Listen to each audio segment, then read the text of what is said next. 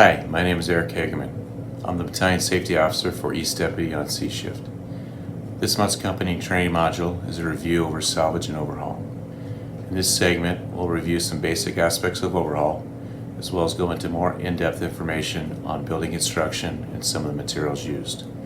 I'd encourage crews to watch this segment together with hope it'll spur some additional conversation about challenges and experiences you've had while performing overhaul.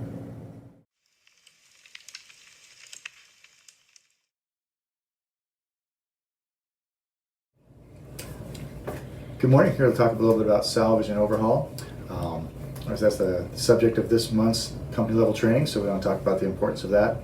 I know we've heard it since we started taking fire science classes and through the academy and throughout our careers. Salvage and overhaul is what sets a professional fire department apart from the rest. And there's a few components important to be successful in our salvage and overhaul. First and foremost is the department needs to supply training. Department-wide, the battalion chiefs and the company officers need to take the time to do the training with the crews on our smaller incidents and working up from there. Obviously, the command officers need to make sure that they assign sufficient resources to salvage and overhaul to the sectors. Keep in mind, if you are the sector officer and you need more resources, whether or not you need to be rotated out because you're fatigued, or whether or not it's just taking a lot of resources, to ask for those resources from the chief officer and make sure that we have enough resources to do the job correctly.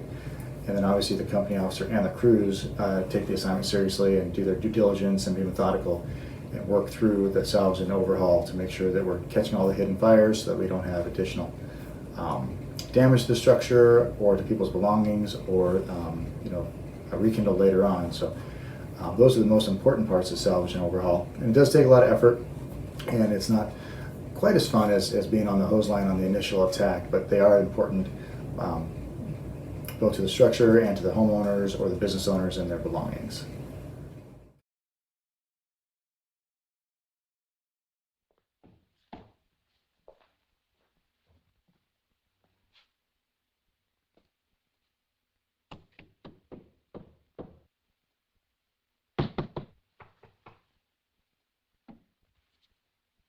Nice.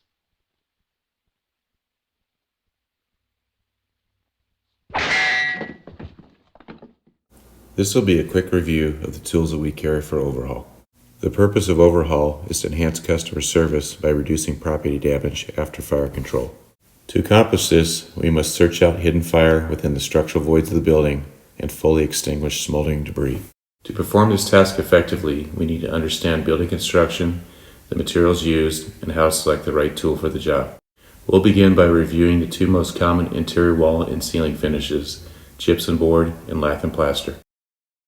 Gypsum board was first introduced as a construction material in the late 1950s. It's also known as drywall and sheetrock.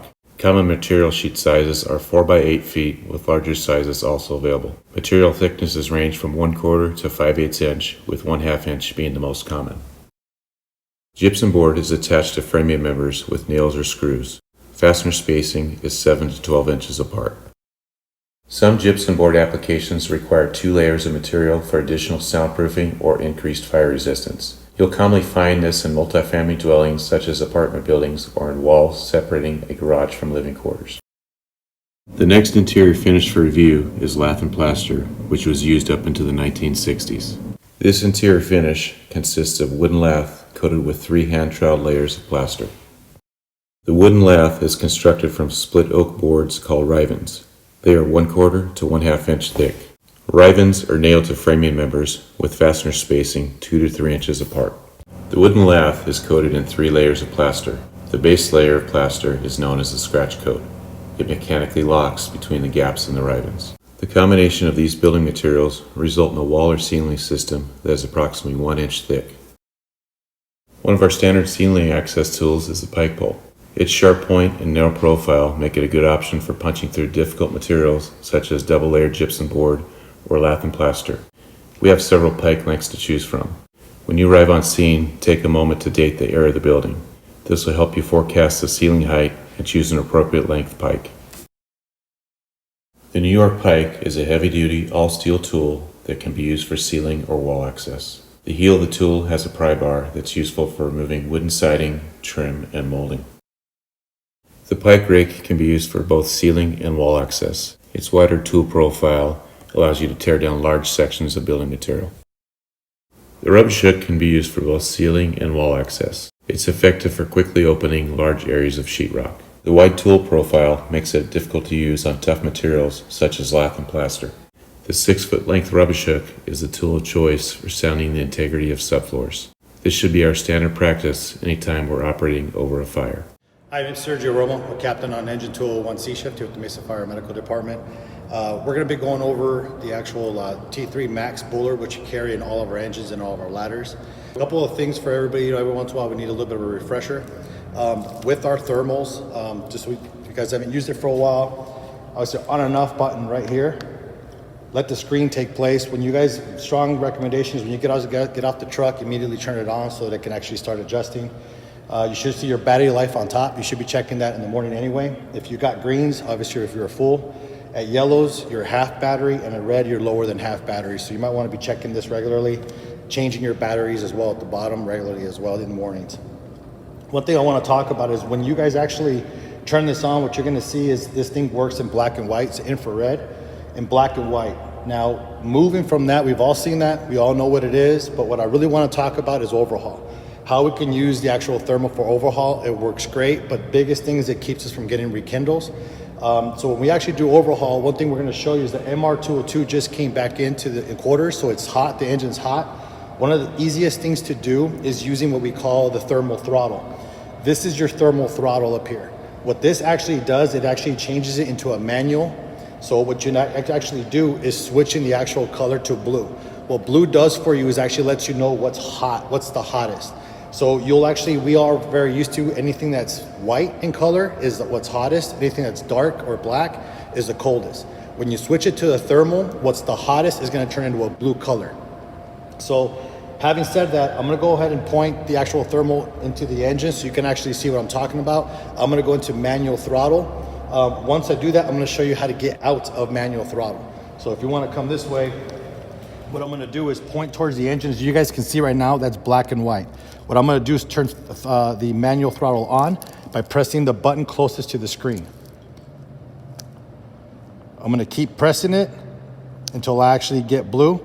If you guys can see to the left here, it's TT24, which means it's actually changing. So if you look, I can actually see blue. How this works for you guys out in the field, for us in the field when we do actually overhaul, is if I point this into the attic, I start changing my thermal throttle. And normally what I'll do is I'll go all the way back to white. And then at that point, I'll aim it to where the fire was at, and I'll start moving it forward again using my manual throttle. That's letting me know where the heat is at, or the majority of the heat. And if I want to, I can keep going blue by pressing the manual throttle again, and you can actually see more of it coming up. But the hottest portion, if I reverse this using the top button here, reverse it by going white away from the blue, will show me what the hottest portion of that engine is.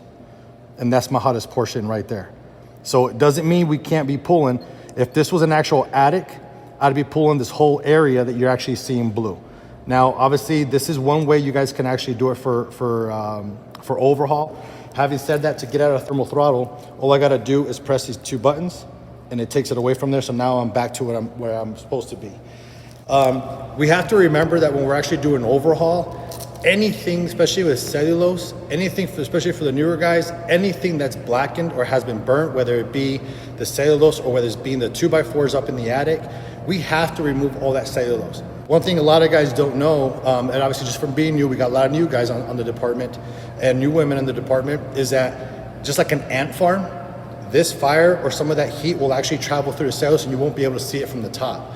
So using the thermal throttle on this thing will help you a lot be able to identify where the heat's coming through the cellulose, removing all that. What you want to do is at least get half a foot, if not a foot, of clean insulation that away from the actual blacken.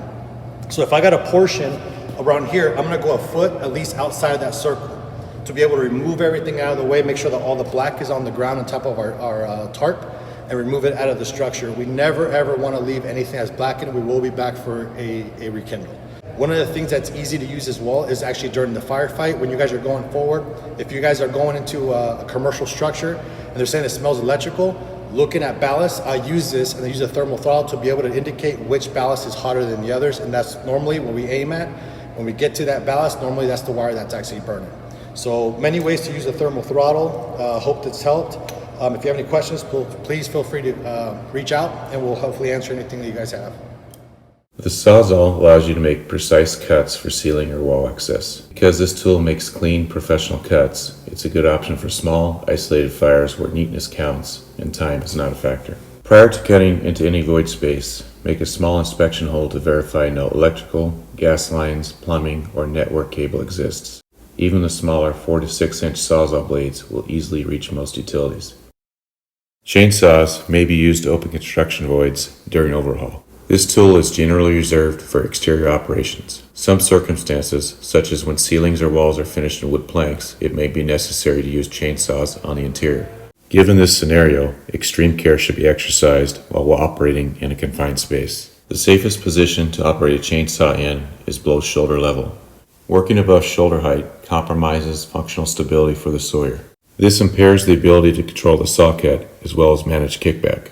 Chainsaw kickback can occur when the chain binds in the material being cut or the nose of the bar contacts a hard object, such as a steel fastener. Another situation that causes kickback is when the top radius of the bar makes contact with an object. This area of the saw is commonly referred to as the kickback zone. Hi everyone, I'm Sierra Olick, engineer on ladder 201 C-Shift.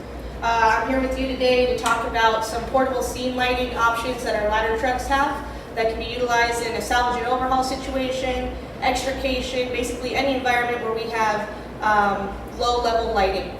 On all of our new ladder trucks, we should each have a set of these Milwaukee scene lights. Our new ladder trucks being ladder 201, 204, 206, and 209. They are battery operated. We utilize the same batteries that we use for our Sawzall or our drill. We also have chargers that are placed in our trucks that we can charge these batteries with. So if you run out of battery and you need it replaced, we can make that happen.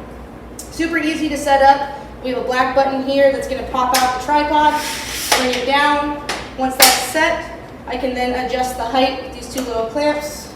I'm going to raise it up to whatever height I want, and I can curve it around. Once it's set, clamp those in place, and then from there I have my power button. We do have different sets of light on here, so once I hit it, it's going to go to the brightest setting, and then from there with each tap, it's going to go to a dimmer level lighting.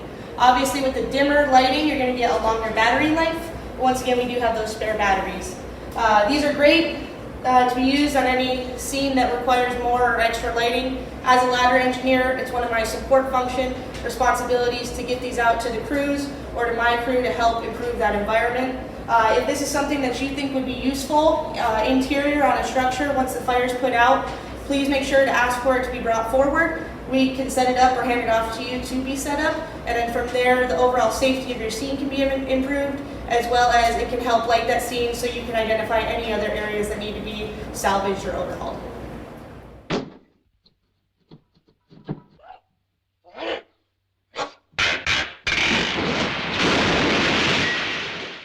Construction voids may conceal hidden areas of fire extension. These areas must be systematically opened and verified clear to establish a clean margin surrounding the burn area. In this segment, we'll review roof construction and the common structural voids associated. A construction void common to pitched roof systems is a billover. This void is created where the primary and secondary roof pitches intersect. To illustrate this, let's view an aerial photo. On this roof system, we can clearly identify the primary ridgeline, which extends across the width of the house. This is generally also the highest point on the roof.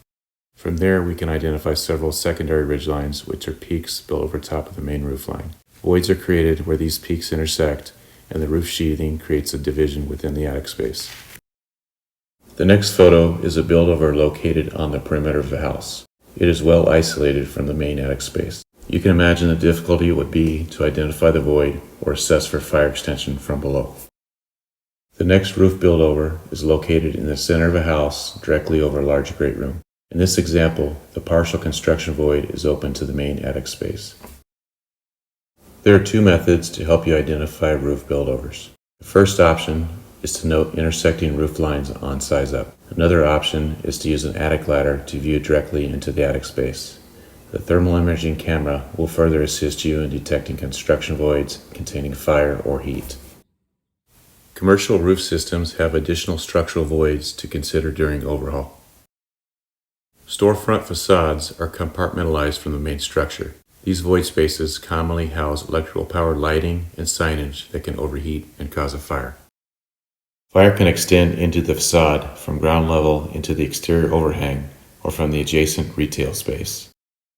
Another roof void is the wood frame parapet. Hollow parapets take one of two forms, as an extension of the wall system below or pitched to give the appearance of a sloped roof. Ladder crews with a piercing nozzle and saws are best suited to overhaul roof parapets from above. Next, we'll discuss the structural voids created by rigid metal ductwork.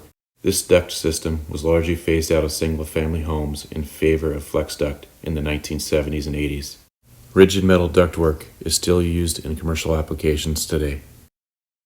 In this diagram, we're looking at a residential metal duct system. The hallway ceiling height is dropped from 8 to 7 feet to accommodate the ductwork. Highlighted in yellow are the two void spaces created along the duct system. These pockets are typically packed with cellulose insulation. Another point to consider when fighting attic fires in homes with rigid metal ductwork in the hallway. The ductwork will block hose stream access to the attic.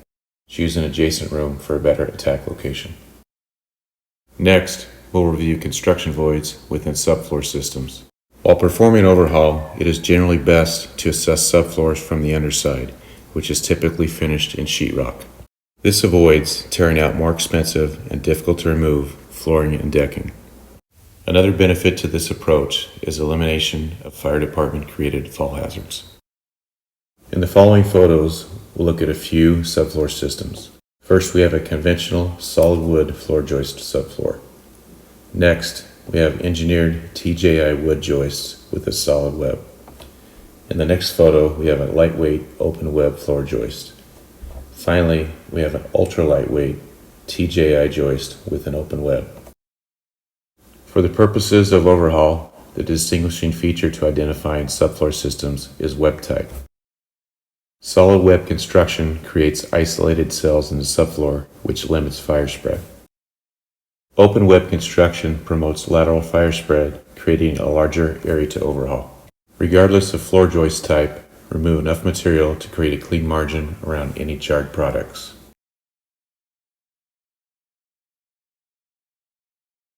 Ready. All right, hey, we're here today to talk about overhaul and looking for extension. So when you think about what overhaul is, it's really looking for hot spots and looking for extension while preventing any kind of secondary loss and property conservation. So today we're dealing with electrical fire that was in this outlet. The fire, we're going to want to use our thermal imager to see if there's any heat in this wall. We can predict that there's a stud on one side or other of this outlet, so the firefighter's going to go ahead and, when we put down some plastic, put some insulation to make sure we don't cause any extra damage, the firefighter's going to go ahead and open up both sides of the outlet.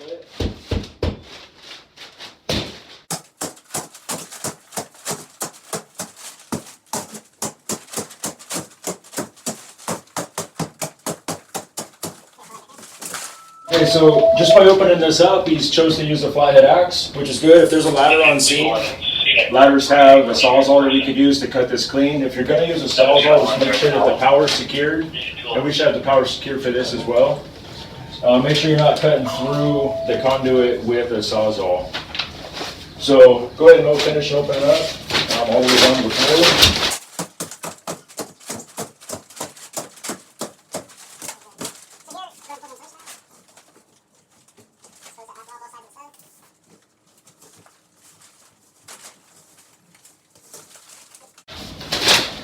Right there. Okay, so if this is a simple outlet that was sparking or smoking, had some charring around it, we've opened up both sides of the stud to verify there's no extension into the structure. We pulled out the insulation. If there was no black or charring or anything to here, we can stop right there and everything is covered up. We can roll this up and get it outside. You're ready. All right, we're here again talking about overhaul. The scenario today is we're in about a 1,200 square foot home. We had an exterior fire on this delta side. The fire's been extinguished with transitional attack, and now we're checking for extension on the interior, into the wall, and into the attic. So the eave outside is going to catch heat. We can predict that there's going to be some sort of extension. So You can see this wall's already been opened up down low. We've got fiberglass insulation. So we're going to compare this fiberglass insulation to the cellulose insulation that's in the attic. The fiberglass isn't going to carry heat. It's a very low risk of rekindle. The cellulose, as you're going to see as it comes down, is going to carry rekindle. It's going to hold embers. So another thing with the tools, bring the right tool for the job. So this is an 8-foot pike pole. Obviously it's too tall for this. We're about a 1,200 square foot 1950s style home. It's a 6-foot New York hook that's carried on all the ladders and some of the engines around the city. 6 foot. It's a drywall claw, pike claw, Boston rake, some different terms you're going to hear around the city of Mesa.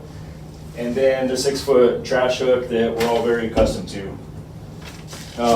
So with this being a drywall ceiling, any of these will work. If you're going into an older style home, you want to think about leaving the trash hook outside and bringing the drywall claw, New York hook, or a pike pole for lath and plaster type ceilings where the trash hook's going to make your job very difficult. So the firefighter's going to go ahead and start low. He's going to open up this wall using the right tool, going all the way up to the ceiling. Both sides, we're looking for any kind of heat or charling. Again, this is where the thermal imager becomes your best friend. Use the thermal imager, look for heat, and start at the hottest spot. You can throttle back on your thermal imager, you get that blue color, you're looking for hot spots. You can go ahead and open up. So I recommend, let's go ahead and use the trash hook. Start high on the wall. Punch a hole in the wall high, and then pull that wall all the way down.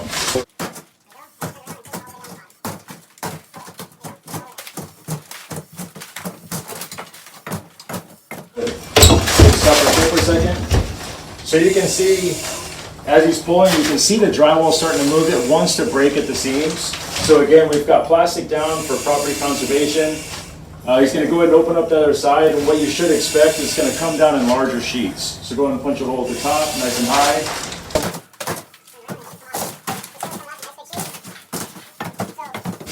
Okay, good right there. So we've opened up the wall all the way to the ground, all the way up to the attic. We've exposed the studs. We don't see any extension or heat right here, but there is concern where the fire was licking up to the eaves. We're going to go ahead and open up the ceiling to check for extension in the structure.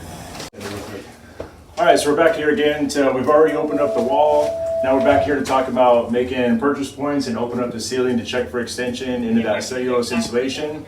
Looking for hot spots, looking for any kind of embers, extension in the attic. So we always want to make sure we're clicked in, breathing air during this overhaul phase. So he's going to start with the New York hook. You'll see it's going to make a small hole.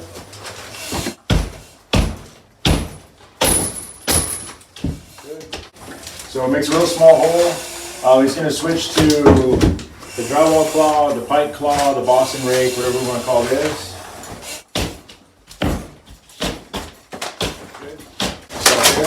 So you can see he gets a much larger hole. Those first two tools is what we're going to lean towards for lath and plaster. So now as he's building the drywall, I'll show you the advantage of the trash hook with drywall. He's going to open up about a 4x4 section. The cellulose is going to come down. And then we're going to look for extension up against that wall. And the captain should be using the tick while he's doing this to look for any kind of hot spots.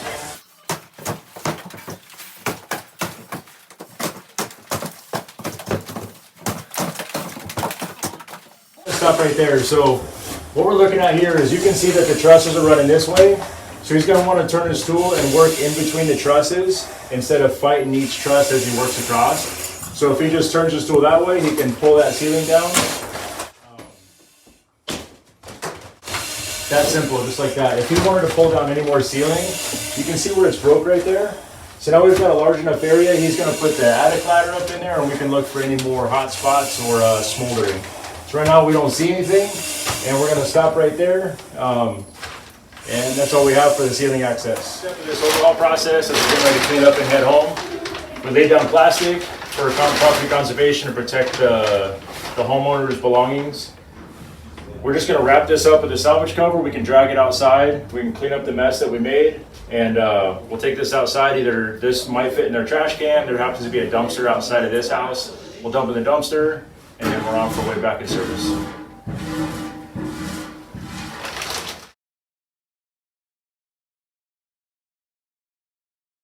Hello, my name is Efren. I'm the captain on Ladder Tool 1 C shift, and today we're going to talk about overhaul.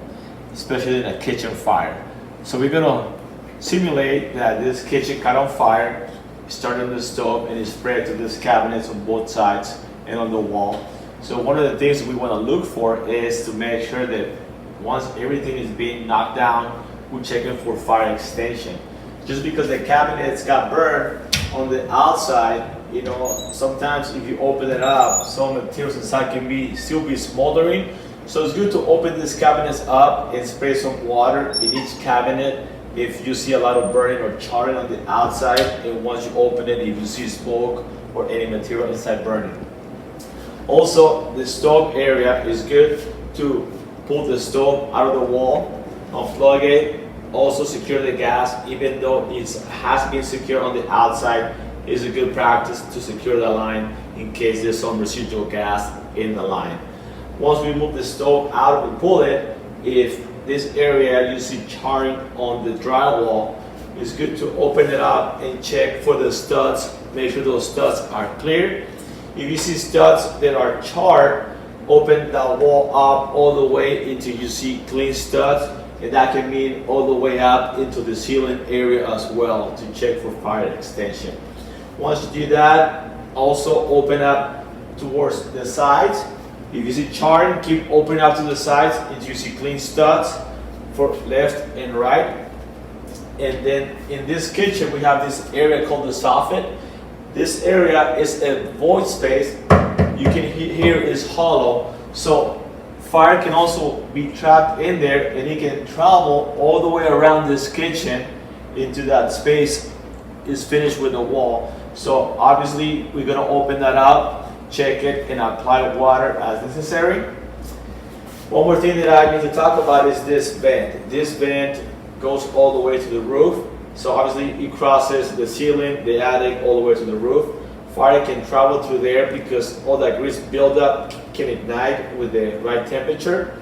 So also good practice to look inside to see any smoldering. If you see any smoldering or burning, you can also apply water and have a lot of company on the roof check for any type of burning material from the top down. And that's kind of the basics on how to check for any fire extension in a kitchen fire.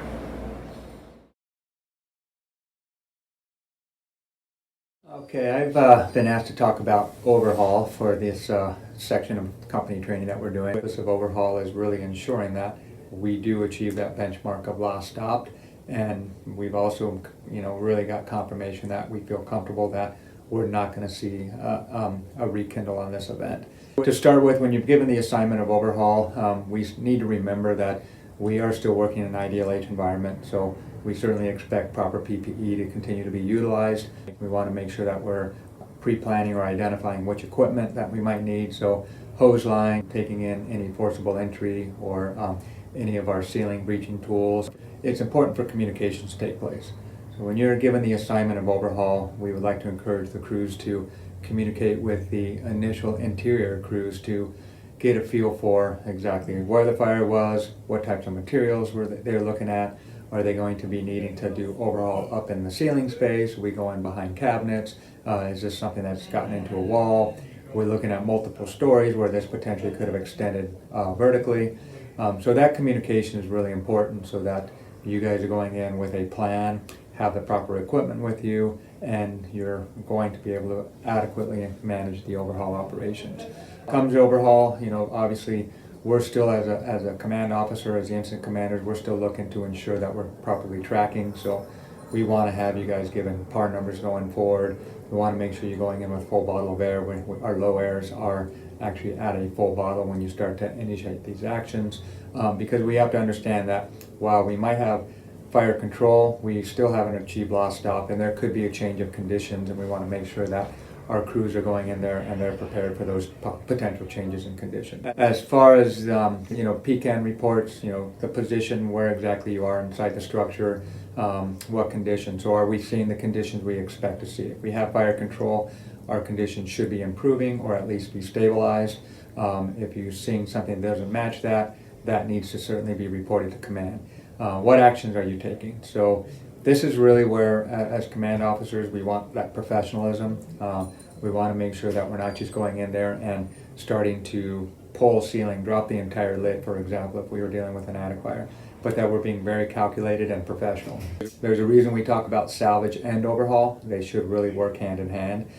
So we encourage our crews when they're doing that to, again, you've already communicated with the interior crews that were initially in there, but have you chatted or conversed with customer service sector? Have you met with the RP? Are there valuables? Are there things that we can cover for them? Again, this is an opportunity for us to not just go show up at somebody's home and put out a fire, but to actually show the professionalism that we expect from this organization. So before we just go in there and start randomly pulling ceiling, start randomly pulling walls, breaching things, we want to be very calculated in our approach and very professional with our approach and protect what we can prior to doing those things when possible. When it comes to actually doing the overhaul, so if we're working, right, we want to be working at the area where the origin or the greatest amount of damage was, and we're working away from that. We're trying to identify areas where we get what we would consider clean margin. So if you've got charred wood, you got something up in the attic space, be very, very thorough in ensuring that we move, say, cellulose insulation all the way back until we get, in fact, clean wood that has not been impacted by the fire in any way. When we get to the overhaul piece of it, that we're in fact 100% sure that the fire could not have extended beyond the area that you're overhauling. If you're uncertain, we would much prefer to have crews go a little bit further with that check than to just assume that they've addressed anything. Historically, and this is something I think organizationally we might have gotten away from a little bit recently, we put people up in attic spaces to have them do a thorough check. Make sure we're still doing that. Find the scuttle hole. You don't necessarily need to drop the lid for that to happen, but if we can put somebody up in a scuttle hole just to get them in the attic space, use the thermal imager, use the tools you have available so that when we're done with this fire, there isn't possibility for a rekindle. With that being said, we do have a new tool available to us now, F500. Historically, we've looked at doing foam applications, especially with attic fires and cellulose insulation. F500 is another valuable tool that we have to use as part of our overhaul operation. So something company officers should be really considering is whether or not that might be valuable or helpful on these incidents.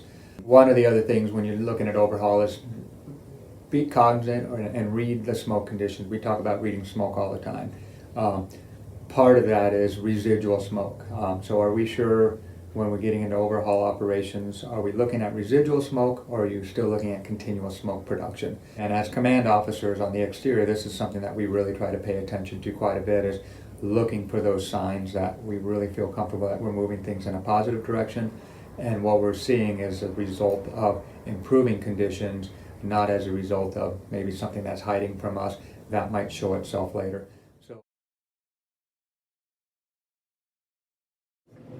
I'm Scott Figgins. I'm the current wellness captain with Mesa Fire Medical, and today I'm going to talk about overhaul from a health and wellness perspective.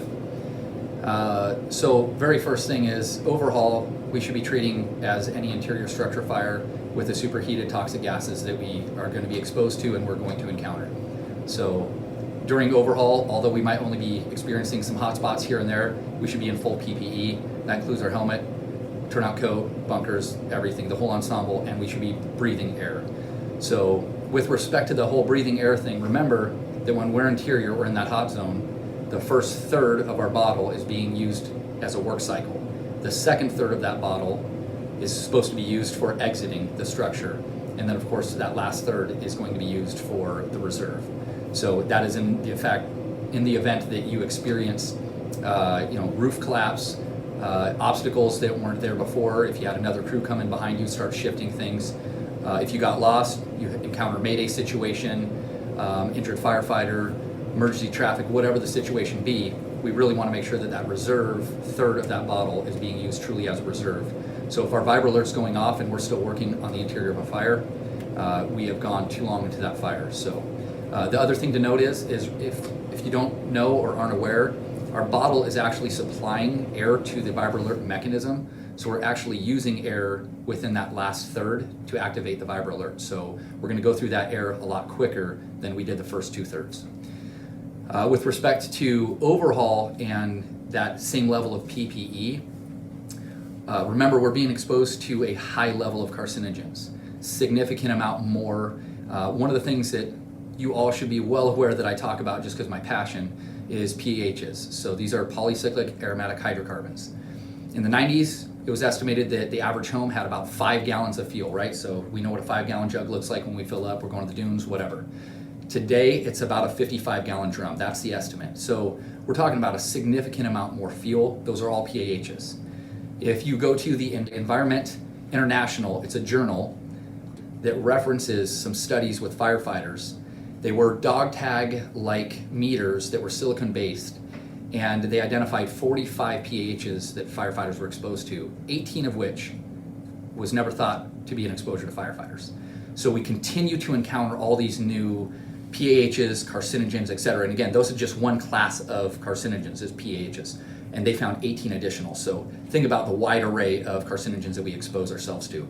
If you aren't wearing full PPE, that full ensemble, you're doing yourself a disservice, your family a disservice, and the fire service community a disservice. So make sure you got that. Make sure you're taking care of yourself, you're on that air, and of course, back to that 1/3 reserve, making sure that you've exited the structure with plenty of air in your bottle. One of the things that I want to bring up is specific to like fire investigators. So we're talking about overhaul. Fire investigators come after we've done fire overhaul, salvage and overhaul, right? So once that's completed, the fire investigators come in. Look at how many fire investigators across the country are acquiring truly presumptive cancers for the respective states, but the carcinogens that we know they're being exposed to, these individuals are acquiring cancer at an increasing rate, just like firefighters are, and an alarming rate compared to the general population. But if these folks are getting cancers at these alarming rates, and currently our policy is they go into a structure, again, overhaul is already done, it looks like it's clear, they're still wearing Tyvek suits, full PPE, along with a breathing apparatus, SCBA mask. We're testing them just like we're testing everybody else. And then of course, the other thing we need to consider is once everything looks clear and we're going back in, or even just putting out those hot spots. One of the line of duty deaths that we have, NIOSH report, firefighter death from 2016. Firefighter goes in there, complete vacant building, and was not aware of the potential overhead collapse. And as a result, building collapse cost him his life. NIOSH, these firefighter line of duty deaths, the NIOSH reports that come out, those are always good lessons learned. Again, from that wellness perspective though, we want to make sure you're taking care of yourself and each other. Hold each other accountable, make sure you have that breathing apparatus on you along with full PPE. And then remember when you get out, we've talked about this with that whole rehab stuff, do that wash down. 85% of carcinogens are going to be removed with soap and water. Use that decon bucket, that wash down bucket, and then when you're doffing your gear, don't forget you can stay on air until that last piece of your PPE, your protective ensemble, comes off, which is going to be your mask. You can take everything off and have that mask come off, still breathing on air, which is why that 1/3 is paramount, right? Because you're going to get that wash down, and then you're going to go over and you're going to doff your gear. So these are all things to consider, making sure that you stay healthy, your family is well taken care of, and the fire service is represented as a whole.